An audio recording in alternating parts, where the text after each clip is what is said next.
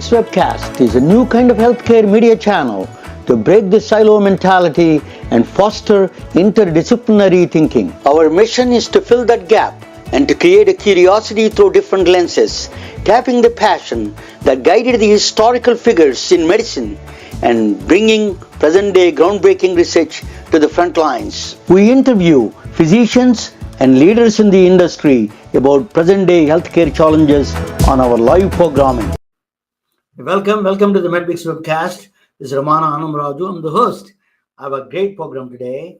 I'm going to talk with the board-certified urologist, most beautiful and with a love full of knowledge and wisdom, and a great dancer, Dr. Iana Londoño from Los Angeles. She's joining with us. After that, I'm going to present a topic on quantum ghost imaging. This is a very interesting topic in the new year. It raises a lot of eyebrows. Actually, is a quantum ghost imaging. It is how we can use a magic to get our advantage to our humanity. That is, I'm going to talk about that.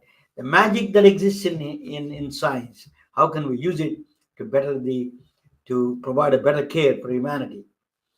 So, without further ado, let me introduce you Dr. Iana Londoño from Los Angeles to the main stage. Welcome, Iana Londoño. Well, thank you so much for having me. I'm so grateful to be here again. It's the second time. So thank you for having me and for spending time to talk about interesting topics and, anything else that, we want to discuss. Absolutely. So grateful to be here. Thank you. You're always wonderful. I wanted to ask you, Iana, we are the whole world, including physicians, healthcare professionals, healthcare related people, even salespeople like me and healthcare related ones. We are all under a lot of stress nowadays. Healthcare system is undue pressure so much there. What do you think? What is the pressure, that reason you think? Well, before I wanted to ask you a little bit. My daughter told me, Dad, you don't ask too many. You need to ask some personal questions. Let her ask her some personal background. So, Iana, give me some of your personal background a little bit. Well, thank you. I'm a urologist in Los Angeles, and that's, my full-time job. But I'm also passionate about physician wellness, burnout, and just really supporting physicians because, as you said, so many of us in every field, are experiencing chronic stress that leads to burnout. And so, especially for physicians, this really matters because we touch so many lives every single day. And when you're not well, it's very challenging to take care of others. And you really have to have a full cup where you are, grounded and not reactive and not angry or hopeless. And you really can find that space where you can be calm and compassionate and curious, which is what you want from a physician that's taking care of you. And that is a challenge when we're in chronic stress, when our nervous system is just completely dysregulated and we are really in a fight or flight, where we want to leave medicine. Almost 150,000, I think, left medicine already last year of the 1 million physicians. So we're leaving, and the ones that are there are really suffering from all the symptoms, even the physical manifestations of stress and burnout. So, that's why it's really important. I am passionate about it. I've gone through it, and, it's just to sort of show that you can get to a better place always. There's always hope. There's always support. But it really takes a few things, and it takes some awareness, it takes some courage to take some steps, and it takes action to do something different and to look at things differently. Because many times it's not about leaving, because if you leave the situation, you're taking your brain and your mindset with you, and then that's going to be exactly the same. And so you're going to have the same feelings, the same situations sort of occur because you haven't changed how you're perceiving the reality, honestly. So stress is really a perception of a situation because the same situation, somebody can find it just exciting and fun, and somebody can think it's the worst thing. And you can think about this like a roller coaster. Some people think it's amazing and it's the best day of their life, And the same roller coaster, somebody could be terrified. So it's not the roller coaster, it's how we perceive it, how we think about it. So that's a really important thing to start having some awareness of that. Diana, how much is a organizational systemic problem, or how much is a personal individual thing? You're focusing on individual side of it, but there is a systemic and organizational pressure is there. Could you explain the differentiate those two things? Yeah, I mean, I think for if we're talking about physicians, I absolutely agree with you. And this is not a personal problem per se. We're actually having a normal response to an abnormal situation, a place where, let's say, compassion and leadership and taking care of the healers is not truly happening. And there's so many pressures that we cannot control. And the time we may have off, the time we would have for sleep, for eat, for activities, for exercising, that is going to get rid of that stress. Those times become less and less and less or non-existent. And so there's only, yeah, so much we can do to the way we see everything, but then there's real pressures from the outside that are also occurring. So it's not a physician per se problem, or in any industry, problem from the person. There's some inherent quality that's abnormal, but we're having a response to all these pressures that are beyond our control. And it's important to tackle both. We can't just say one or the other, but it's really important to, while the systemic pressures and things change, hopefully for the better, we have to take care of ourselves, because nobody's going to come to tell you to take care of yourself. It really, like, we have to take that lead, that charge to do that for ourselves, and then start advocating, start bringing awareness, start speaking up, start bringing up boundaries to really start changing all those forces that keep, putting us in the same place. We can't get out of it. At the organizational level, let's just at the hospitals or the healthcare system, healthcare plans. Dr. Bill Fish, the senator, I interacted with him quite a bit on this during the pandemic. He was suggesting that a lot of gardening and a lot of open spaces around the hospital, around the doctor's offices. Visit there 10-15 minutes. There is a actual study done. There is a research done that was saying that it can relax a lot of doctors and nurses and healthcare professionals. Let us talk about the organization. Would you, or something like or the things like my brain cafe to technology can help those people? What do you think in the organization level they should adopt in the process of relaxation for people, particularly doctors and Well, nurses? I mean, I think, yes, you can bring greener spaces. That's gonna definitely show. I mean, there could be music, there could be better lighting that just has a more calming effect on the nervous system. And any type of technology that can help, that is helpful. But if you just put that and don't address the inherent causes of what's getting the stress, or a boss that is not listening, is not working with you, is not giving you requests to have a time off because it's a social event, a wedding, a death. If you don't have that level of compassion from a leadership standpoint, you can put all the cafes, or all the green space outside, but what is really truly happening day to day? That's really important. So yes, that definitely would be more healing space to work in, where you can go outside and there's a nice fountain, there's trees, there's grass. That's very soothing. But then when you go back, what's happening inside? So we can use technology, we can use green spaces to make the current situation better, but I think that cannot replace the systemic and the true cause of what's happening to get us there. So now, coming back to that compassion and kind and compassion, let us talk about that a little bit. That is a missing. I'm going to do actually one of the presentation also related to that a little bit. But kind and compassion is missing in the organization level. So how do they can adopt the kind and compassion at the organization level? Then we'll talk about our individual taking self care. We'll talk about it, but organization level, how can they adopt the kind and compassion? Well, I think at any level of leadership, if you consider yourself a leader, That's different than a manager. So a manager wants to manage people and schedules and things like that. But if you're truly leading and you're leading a group of people or healers or nurses or physicians, you actually have to go back to the people you're leading and ask them what their needs are, ask them what the pain points are, where are the inefficiencies, where are the processes that are not working, and truly have a bi-directional communication. When everything comes top down and there's no feedback and there's no listening, you could hear it, but you may not listen and truly affect some changes, then that's a problem. So communication is key. Going to the site, the place where these challenges are occurring, asking what they are from the people that are working every day, whether it's, let's say, a front desk receptionist, what are their pain points, what is happening, how can they be supported, then going to nurses, going to physicians, everybody in a healthcare team, medical team, what is happening.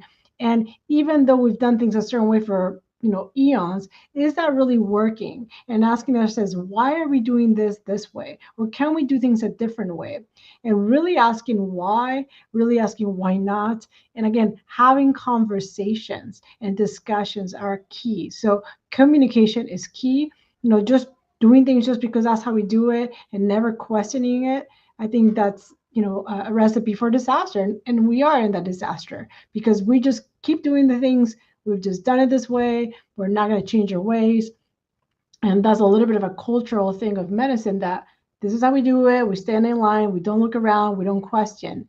And I think it's time for people to start questioning, why are we doing things a certain way?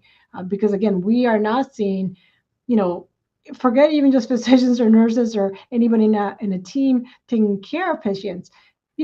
Mortality rates for patients themselves and for children is not like they're very good or very reassuring. So something is being amiss, that even our outcomes are not as good as we like it. Yes, we have fantastic technology, we have fantastic treatment options, that other countries may not have, but then how are our outcomes in health? I think we don't see that per se if we really are looking at how are we healing. So, Diana, how much money or profit the hospitals wanted to profits only? That's a profit and greed, and the part of the healthcare system, particularly in these hospital systems, in the healthcare plans, that is playing a huge role. How do you solve that? Is the beyond the it is something that Dr. Todd Horton was saying, we need to destroy the system and start from scratch. So, what do you think of that greed-based system? How do we change that? Yeah, I think many people don't even realize what's happening. I think we have to peel the curtain and really show what's happening. And there's so many examples of greed and so many examples of too many people, too many chefs in the kitchen stirring the pot. And even, for example, when you go to a pharmacy, if you go to a pharmacy, the pharmacist is not allowed to tell you that if you pay for a prescription with cash, not insurance, it actually be much cheaper than using your insurance plan. But they are not allowed to tell you that, and nobody knows that. But if you use your insurance, your PPO, your HMO, the price may be much higher. And then that money actually doesn't go to the pharmacist. It goes to all these intermediaries that are getting that profit, that are getting, again, that part of the pot, and making some life-saving medications that people need daily, not available. And they have to decide between food or medications.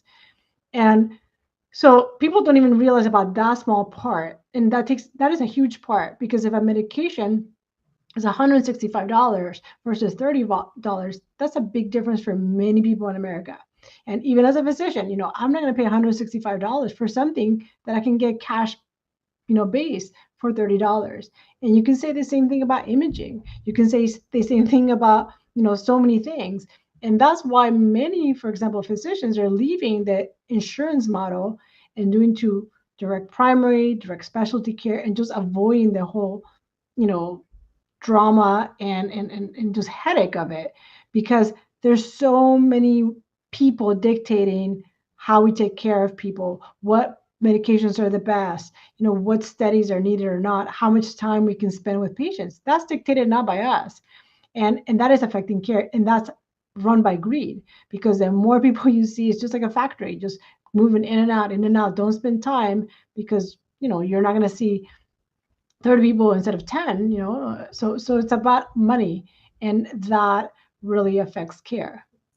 Dana, I'm from Atlanta. I used to go to a good friend of mine and a doctor up there. He's a great friend, but he's not a great doctor. He's okay doctor, but one thing I noticed from him is that his calmness is quite very quiet and calm.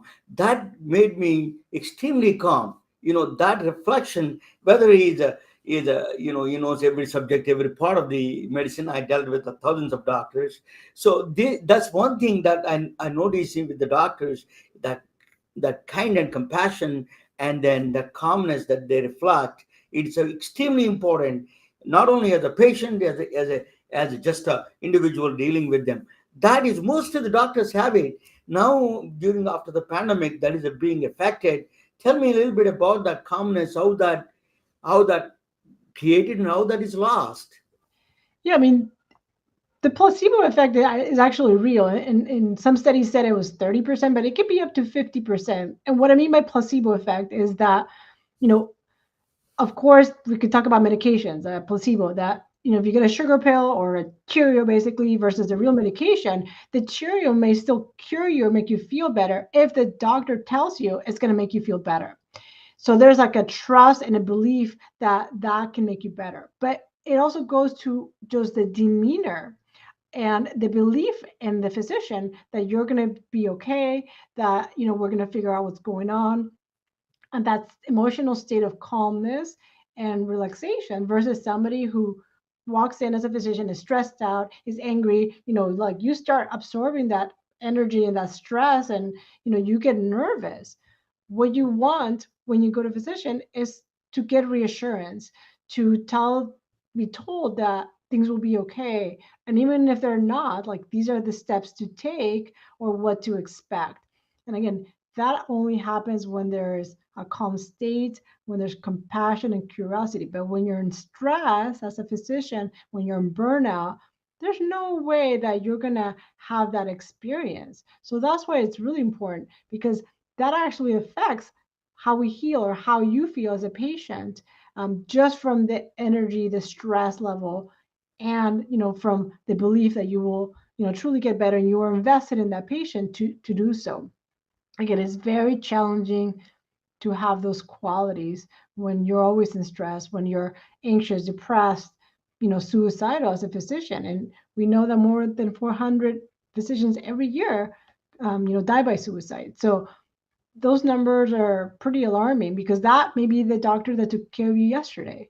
And so you got to think about what is their mental state, what is going through their mind, instead of focusing just solely on you and listening, truly listening, paying attention to the nonverbal cues, to the body language. That's challenging when you are stressed, or when you're thinking about how will you end your life that day. I want to be a little bit a devil's advocate here.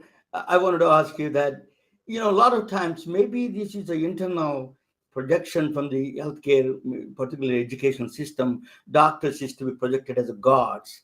So you feel that you're a god. Then when you are letting yourself down, is it possible that is internal conflict is creating a lot of problem there? Well, I mean, and I think the God complex or ego complex, it is large in medicine, especially as surgeons, that, you're told you are the best, you're the expert. And, that's just not the reality. And when we are confronted with reality, then we start spiraling into like an imposter, or, a dissonance of integrity, because, it's not really happening. You don't know everything. And how do you reconcile the fact that you don't know everything, but you project that you do, or people expect or assume that you do? So I think that can cause some internal conflict. And also the fact that some people truly want to spend the time, truly want to listen, truly want to give you the best medication, the best referral to a certain doctor, but you're not allowed to, let's say because of insurance reasons or because of other factors. And the fact that you have the knowledge that, let's say, this specialist may be better, but you're not able to send your patient there, that creates conflict. Because how can you sleep at night knowing you send them somewhere else where the care is going to be much worse, for example. So every day you have to reconcile those decisions and that knowledge, knowing that it's not maybe not the best, or that you give them a medication that is denied and the insurance only allows a worse medication that truly is going to have side effects that are not pleasant, but that's all that the insurance will, accept. And so, with that knowledge that this is not a great treatment. So that starts eroding your soul, your sort of like, the dream that you want to do the best because it's not. So there's a conflict. Yeah.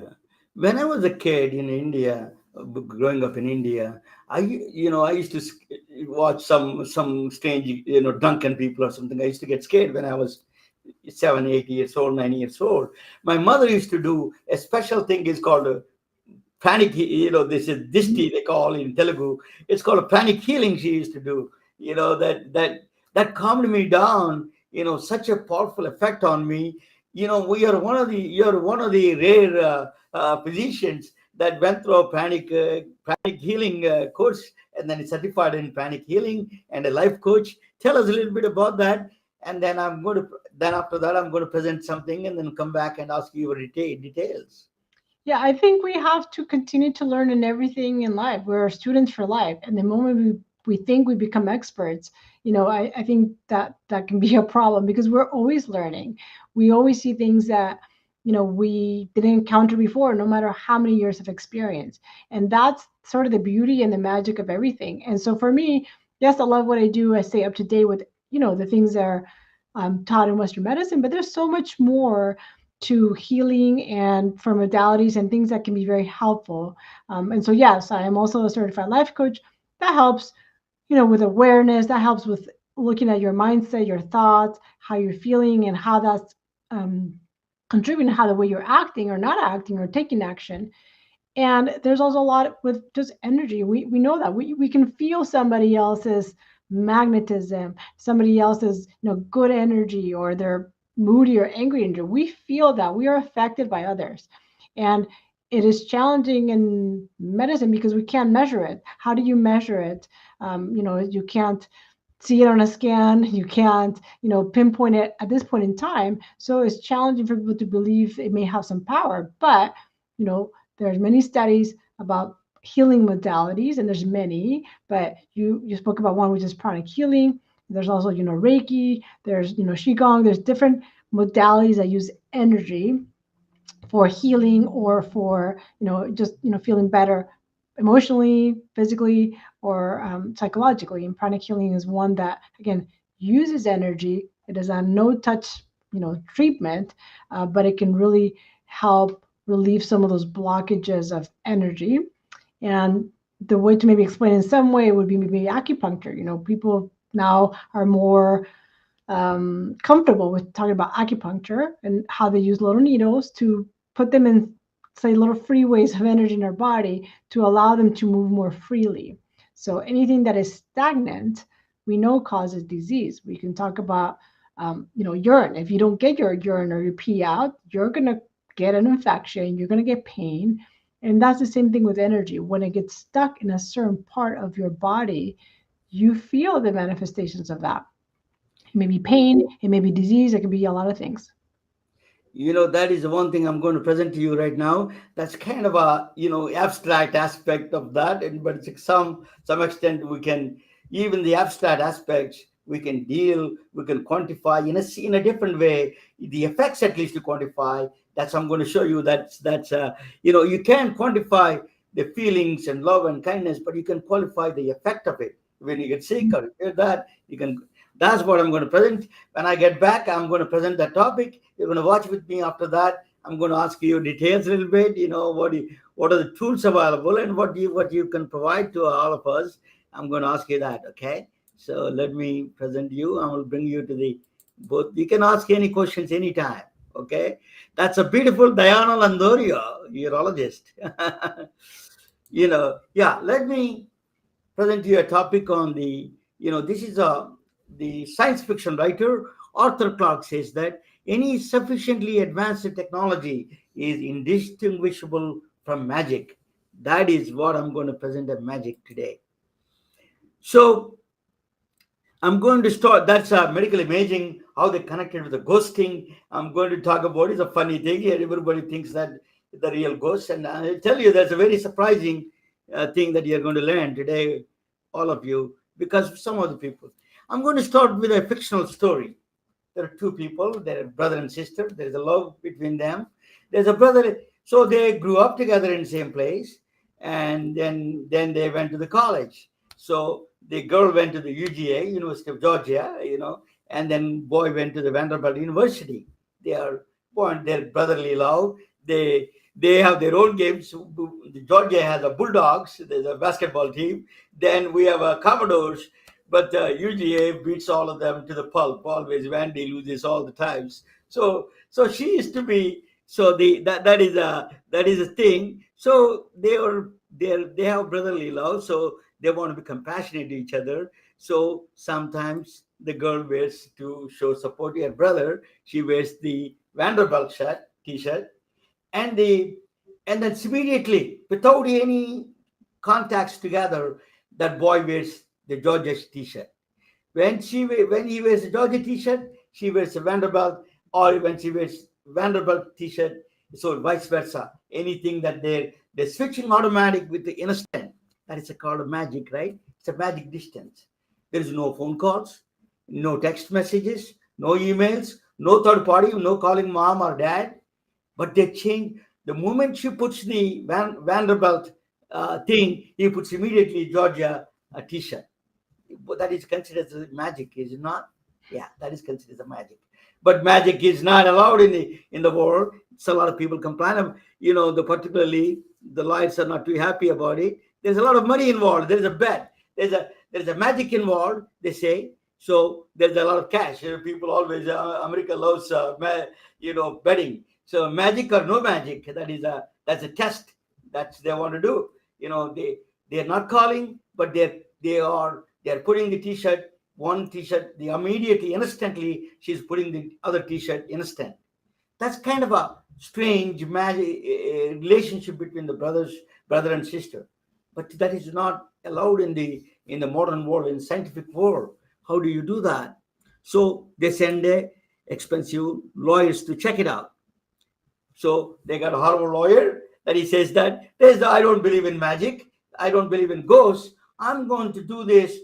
There is actually the reason they are changing. Of course, I agree with them. They're not calling each other. They're not talking with third party. We checked all of them, but they made a pact. They made a secret pact between them before they left for college. So you wear this in particular time. They're not telling us what that secret pact is, but that is they're executing that secret pact between the brother and sister. That's what so he said that I can prove easily. I'm going to send a high-priced lawyers to this game and send it out and check it out. This.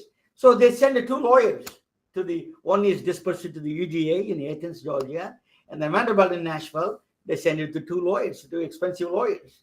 So what they did was they have both t-shirts, both Georgia t-shirt and both Vanderbilt t-shirt, both of them. So they have communication each other. So they put one thing on the Vanderbilt t-shirt on the girl. Immediately boy is wearing a Georgia t-shirt. Vice versa. It's happening. They just gave randomly they gave a different shirts and check it out whether the other boy is putting or not. So magic is execute. It is a magic. And it is you consider that as a magic because they're calling the lawyers are checking on each other. They're putting the Vanderbilt t-shirt on the girl. Immediately is putting the Georgia t-shirt. If she's putting the Georgia t-shirt, she is putting the Vanderbilt t-shirt. It's the instant without no communication between them. There is no known communication between them. That is the magic. So lawyers lost. The verdict was unspoken bond that they have between this one. So magic won and lawyers lost. So how did they so magic is always won this game. That is the story of quantum entanglement. Entanglement is two particles, the elementary particles, You can see electron, photons, anything. They come from the same source. So brother and sister came from the same mother. So same source.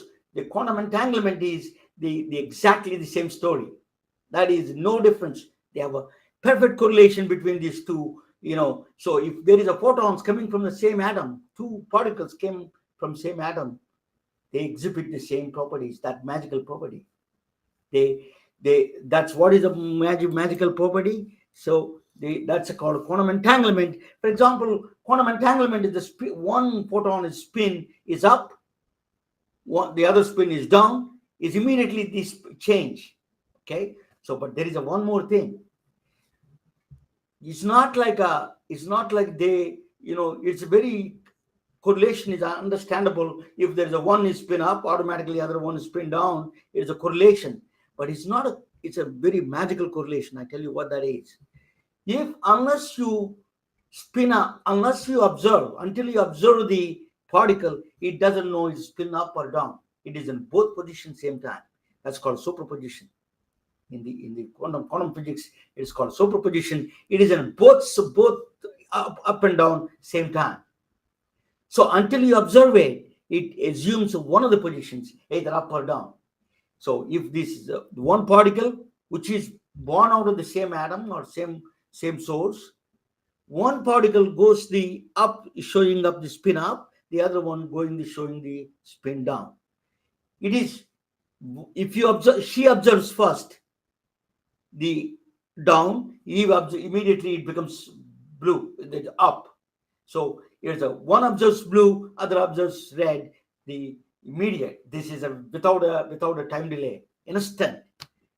So even if you take those particles million miles away, billion miles away, or 100 billion miles away, light years, still they exhibit that property. That's a magical connection between those two particles is undeniable. Okay, so there's one, but it's very strange. You need to really understand this aspect. Until you observe it, it will not assume one of the positions up or down. Once you observe it, one of the first one who observed it, that assumes without any preferences, either up or down. Once it becomes a clear position, up or the other one is going to be down. If it is down, the other one is going to be up. That is the relationship between these two particles. We are made up of particles. Remember that. So this is a quantum entanglement. It's called a quantum entanglement. So quantum entanglement, Einstein said that is a nonsense. That is strange. Einstein is a very powerful, scientist, as you all know, is a genius, and everybody knows. You throw a curveball at that argument. He says that they have a spooky action at distance. That's what magic. That is spooky. You cannot affect each other such at long distances. It doesn't make any sense. He said. Albert Einstein said that. That is called EPR paradox. Einstein posed, Boris Podolsky and Nathan Rosen, their last names, Einstein, EPR paradox, is saying that they have a secret path. They have a hidden value between them. Just that we don't know what that is. That's what Einstein threw a curveball at this phenomenon of quantum entanglement. That's not provable. You cannot prove. What can you prove? So that is, you cannot prove they don't have a secret pact. That is very hard to prove. But Einstein was wrong. This is a gentleman, came out in the 1964. His name is John Bell. Outside of the physicist, people don't know him. He came up with a brilliant mathematics paper. It came out of paper. It's called a non-locality testing. You can test the Einstein's idea, EPR paradox, non-locality. They are affecting each other magically. He wants to prove there exists magic. You can prove there is a magic exists between them, exists between these two particles.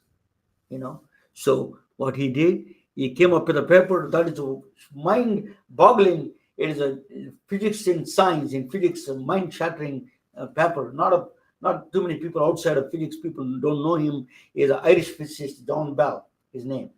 So his paper is, every physics student knows his name.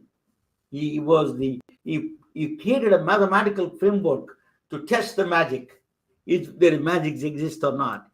This is the magic. So if you have a dealer, this is called a magic square. It's called Merriman Pierce Magic Square, actually produced by, is a remodified by Aravind, Dr. Aravind, and a couple of the other Carabello from Italians. They did modify this game. It's called a magic square game. There is some rules. I tell you, the rules are, they can, when two people together can talk together, and then there is a game rules. The one person works on only columns, one person works on the rows. But there is a condition, is they must be even in one row, and the columns must be odd. This is some kind of a rules and regulations. One day we will play together, all of us. This game, what he proposed is that if you are playing in the beginning with know each other, you're talking to each other, you can solve it immediately without a problem. But once you stop communication between these two people, this game cannot be solved. You cannot. So there is no connection. There is a violation there. It's a John Bell's violation. It's called. It is very strange that this game is so strange. In 2022, Scientific American say is one of the strangest games. And you can play actually online. We all can play. If the dealer is ghost, you are playing against the dealer. Once we are communication to each other, we can solve this magic square. The moment we stop the communication between us, we definitely lose. The only way you can win this game is not playing. Okay, so this is the proof. So every time the dealer is a ghost, you lose. Another way, there's a Hollywood medium. There's Henry, that guy, Hollywood medium guy is there. You can test him. He's talking with your grandmother or not. The best way to test it is you can communicate if she's communicating with him.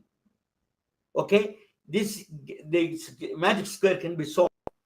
Only quantum computers can be solved. This magic square. So unless he is in touch with that exact lady and communicate with her, he cannot. So you can test the Hollywood medium, is it true or not, through the mathematical structure. That's the greatness of this magic square. It's called Merriman Pierce Magic Square. Is one of the most powerful mathematical structure that came out from the John Bell's inequality, that is violation. So it's what he proved with the magic square. There has to be magic between them. There is no other option. Quantum. So they won. In fact, 2022 last year, they won the Nobel Prize to proving this magic exists. This is called iana aspect of the French, John Clauser of San Francisco, and the Anton Zollinger of Austria won the Nobel Prize for the quantum entanglement, testing of the quantum entanglement, that he proved that magic exists. Diana, you can jump in anytime you want to. So the viruses but let us talk. I will shift the game a little bit and talk a little bit different topic in a second. I will come back to the quantum entanglement in a minute. Viruses, proteins, molecules, enzymes. Yeah, we have some idea, but set in scale, and the scale is size-wise, and the functions time-wise, we don't have access to it. We don't know how the cells actually divide, perfect division, or enzyme reactions. We don't know functional part. In the size, we don't have the size of the cells. Particular cell is exactly what is going on mitochondrial level. We don't have that scale. We don't have access to that scale. That is a big problem. Viruses, proteins, molecules. That's why we don't have we have problem with the cancer, because we don't have the exact mechanisms. We don't understand it. How the cells communication that they do. These are all at the levels of both the structural and functional. It is a size-wise and the time-wise. We don't have an access. It is a size-wise nanometers, 100 nanometers, and the function-wise, the time-wise is a picoseconds and femtoseconds. Enzyme reactions are so fast you cannot have access. There is no way you can see that a reaction. So what we can do? That is That's quantum ghost imaging was born. We are going to use the quantum entanglement to find us quantum ghost imaging. This is a real word. It is not. I'm not making up. This is a Wikipedia word. It's actually scientific word. Quantum ghost imaging. What it does is you take a candle. I'm just showing you this. Don't when I show these kind of things sometimes, my goal is to convey the concept, not the technique. I rather technically wrong and conceptually right. A lot of times IT people, they're technically right and conceptually they go wrong. So I want to be concepts first correct. That's what I want to convey. So just don't take it exactly. They put a candle there. Just follow my logic. So they take two photons coming from the same source. One goes to the right to Atlanta, other goes to San Francisco. Okay. They're correlated, they're quantum entangled photons they are. One goes to the body inside, other one goes to the San Francisco. I can see, because they're correlated, I can see what is going on in this body in San Francisco. If I can tap that magic, so I don't have to, they don't have connection, no connection. They left. Remember, they have a zero connection. Once they left the right side, they went to Atlanta, the other one went to San Francisco. There is no connection between them. But still, I can feel, I can do the actual imaging I can see the imaging in San Francisco, the image of the body, what's going on. We can use that, in fact. You can use our quantum ghost imaging. It's used in a Brooklyn lab. There's a quantum X-ray microscopy is coming up. There's two photons going around, and then what they do. What is the advantage of that is you can see that is below 10 nanometers. The advantage of the quantum ghost imaging, the reason is you can see that such a clarity, because you can use by photon, single photons. You can check it out because they're correlated. Remember. So reduce the radiation, because you can reduce the radiation of one photon because they're correlated still. Whatever it does, I know what it does. This is doing the same thing the other side. What it does, this side, this photon is doing, I can see here. This magically I can see. The photon, if there's the X-ray that I can see, I can play much more. If it is a fast and it doesn't have time, I can do the reduced radiation. I can see here on this one. I can play around with this one without destroying the body, without putting too much exposure to the body. You can reduce the radiation, and then cancerous lesions that won't see, even the PET CT scan cannot see. You can see with the quantum ghost imaging X-ray.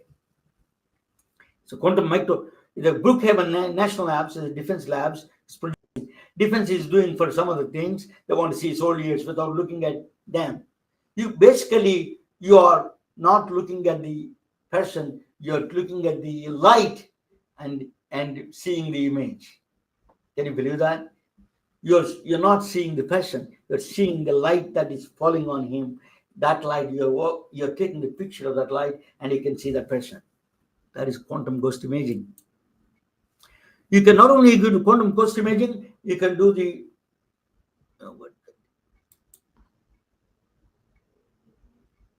so entangled quantum I put one more. Is a quantum ghost imaging or the PET CT scan. You can see quantum entangled PET. Because one of the PET CT scans. I used to sell them. So PET CT scans. What it does is when you have two photons going in the direction, a lot of scattering comes in between. Sometimes they interact each other. So PET CT doesn't have a great imaging, even though they do CT scan to do the structural part of it. Still, there's a problem. There is a technical problem in the PET CT scan, which is they enter a lot of noise, a lot of artifacts in the PET CT scan. You get the better idea, but really, the quantum ghost imaging can really blow out of this water. It can tell you which cell is acting up funny. Is that powerful quantum ghost imaging? Quantum they're already working on it. Quantum PET is on the process of they're making it. Quantum entangled photons they use.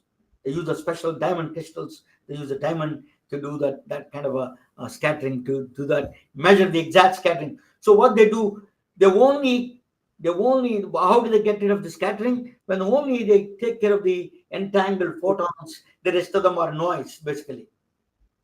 So then we know the correlation between these two photons is undeniable. The bond, the magic they have, we have to we keep track of it, and then we mathematically compute that they're the same, they're quantumly entangled. Then you can ignore everything. The noise is gone.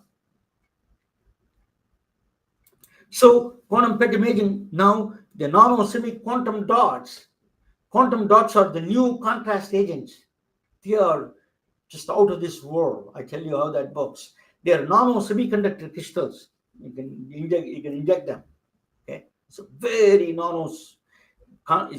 They are called fake atoms. In fact, so quantum dots, what they do is they work as a contrast agents. They go inside. They do quantum entanglement. They produce two photons. They're light. They produce light. They lighten up inside. They go inside to the cancer cell. They lighten up.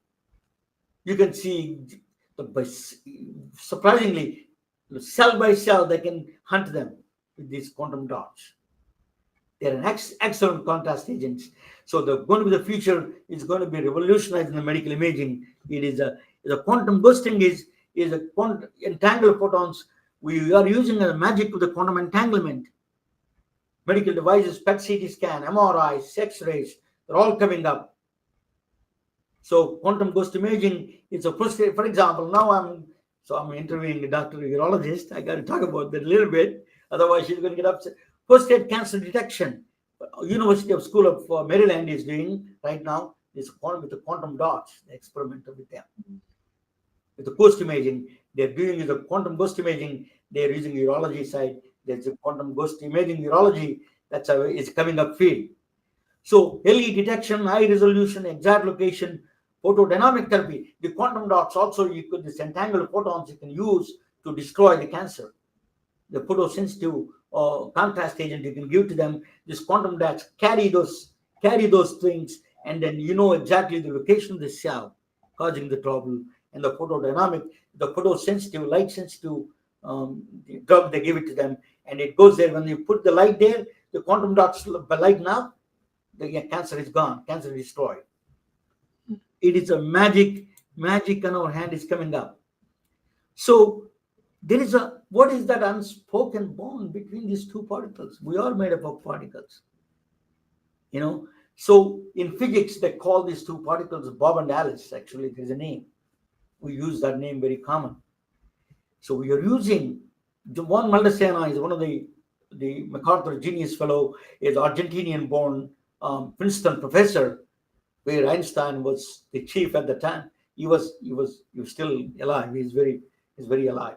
He says that there is an unspoken bond between them. That bond is we don't know what that particle bonds are, but I can tell you the unspoken bond between the brothers and sisters is love and kindness. That's what Diana Londoño is going to talk about it. So thank you for watching. It is fun to talk, and then this is what we are doing is this is a MedBix presentation. Thank you for watching. Let me bring Diana to the table. Diana Londoño, what do you think? Yeah, I'm going to be speechless on that one. I mean, it's fascinating, really, just to be able to use a different way to, do all the things like minimize the, damage of any radiation, be more precise, be able to see things, in a, more accurate way than what we have now, even though we do have, pretty accurate things. But yeah, when you're able to get to the, photon and that level of dimension, then I think what we're able to see, especially in terms of medical imaging, I mean, it's pretty fascinating. It's really like overwhelming to really think about how it works and why it works. I think it's remarkable. Is a lot of times I talk about the doctors. I want them to understand the quantum entanglement. A lot of times, even the physics people have some hard time understanding it. That's why I put some kind of a thing that I put together. Anyway, thank you. Just let me bring you to the table. Yes, yeah. So that is the unspoken bond. We all need a kindness and compassion. That is what is showing that that's sometimes there is even the species are agreeing there is an unspoken bond between those two particles. We have an unspoken bond among the humanity. We are not using it. So tell us how we can use it. What are the tools available, and how we can show the compassion what the brothers and sisters are showing, or the two particles are exhibiting. Well, that's a tall order and that's a big question. But, I really do think that, you know, when we peel the layers of the onion, and the onion I'm going to say is the humans, and we start really remembering that our true nature is not this anger, this overwhelm, this yelling, the hate, but truly inside there is, like love and compassion and light. And no matter what religion, you were brought up with, I mean, whether you're reading the Quran or the Bible or any spiritual text, they really are talking about the same concepts in different ways, but getting to the essence of the light. I mean, there's a lot of talk about the light within us. I mean, it's in every spiritual text, and the love, and the golden rule, and how we want to treat others. And be kind to others. There's a reason, because again, we are all interconnected, to the minuscule level of protons and atoms and all these stuff, and we do affect each other. And when we realize that our actions that we take towards each other have a ripple effect, it really starts hopefully changing how we behave to one another. Because it's not just the first person you yell that they affect, then they're going to be upset and angry and yell at somebody else, and then the effect magnifies. And so it's not just whoever you're sending your anger to, and hopefully we switch it to love, because that kindness, that love you send, it again magnifies and has a ripple effect. And it comes back, whether you believe in it or not, but there is a law of karma, and karma is, whatever you do is going to come back to you. So if you want good things to come back to you, that's what you got to put out in the world, is kindness and love and compassion. And so that can come back to you. But if you put out anger and you steal and you're greedy, people think that they can run it, and that is not going to come back to them, but it will come back. So, if you don't want to get that suffering, something easy to do is just every day, the seeds that you plant are, again, kindness, compassion, and love for one another, because it will grow into something. Is the anger exists because there's somebody is a greed? We need to face that greed and then they attack the greed. Do you need the anger as an essential aspect of that or not? What do you think? Well, I think anger is just showing that there's an injustice. You're perceiving that there's an injustice. That's why you get angry. And anger is important. You need that emotion to protect you, to for survival. It's important. But when people just live in anger all the time and never move past that, then that is a problem. The anger is essential, but it has to be then transformed, tempered, with love and compassion, and some type of action to stop that situation that caused anger, that injustice. But again, I think many people just usually just sit on anger and don't get out of that loop. Diana, you are one wonderful lady. You not only is a great urologist, and you are truly a great human being. It's a totally privilege and honor to talk with you. I'm so honored to talk with you. It is. Give us some background. What? How do they reach you? What are the podcasts you have? Just let me give me some background Yeah, on of that. course. I mean, I'm in social media. You can go to my website, Diana Londoño MD, like medicaldoctor.com. You can learn more about me there. You can also find me on any social media, LinkedIn, YouTube, Instagram, Twitter, and it's just my name, Diana Londoño MD. I'm usually on LinkedIn a lot, but again, you can find me, and my website, shows what I do as a urologist, but also about wellness, or presentations I've done, or podcasts, or things I like to talk about or write about. So you can definitely find out more about that, or if you need a speaker, I could definitely do workshops. I do grand rounds, if it's a medical institution, but really just sharing some of these concepts of the importance of why we gotta get out of that stress state, that anger state, that overwhelmed state, and really what are tools we can do every day, what are practical things we can do every day to really get out of that and be in a more peaceful, calm, joyful place. And there's many things we can do, and really just, you're going to feel better, your health will improve, and you're just going to be more pleasant to be around, which unless you're going to live in the cave, you're going to have to interact with somebody. So your family, your close circle, the people beyond that are going to really enjoy that person, that version of you that is happy and joyful, instead of the angry, yelling, overwhelmed, the cynical person. I got to the thousands of doctors, but you are one of the most impressionable doctor that I'm privileged and honored to know you.